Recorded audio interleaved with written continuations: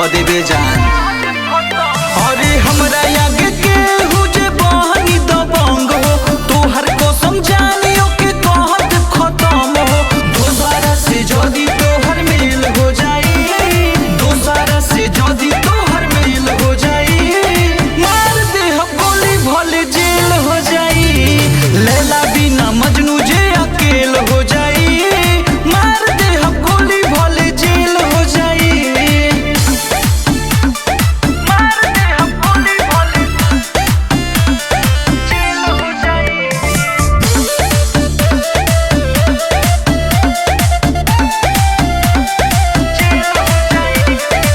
प्यार कइले बानी जानू हम ना डेराइम, बीच में जे आई ओकरा खून से नहाइब। खून के नदी बहिए जा, तोहके पावेला देह में जुनून बा, साथ प्यार के ना देत कानून बा।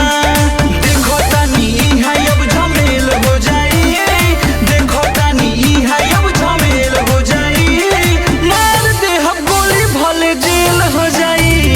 दोबारा से जदी तोहर मेल हो जाई, मार दे हम गोली भले जेल हो जाई।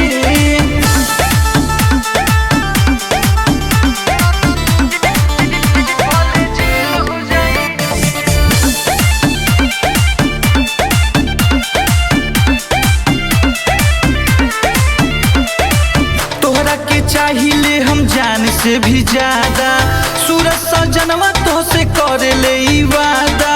सुना ए केहू बोली जे विजयी के खिलाफ हो, उ तो हो ही जाई दुनिया से साफ हो। शासन पर शासन हमसे फेल हो जाई, शासन पर शासन सब फेल हो जाई, मार दे हम गोली भले जेल हो जाई। दोबारा से जदी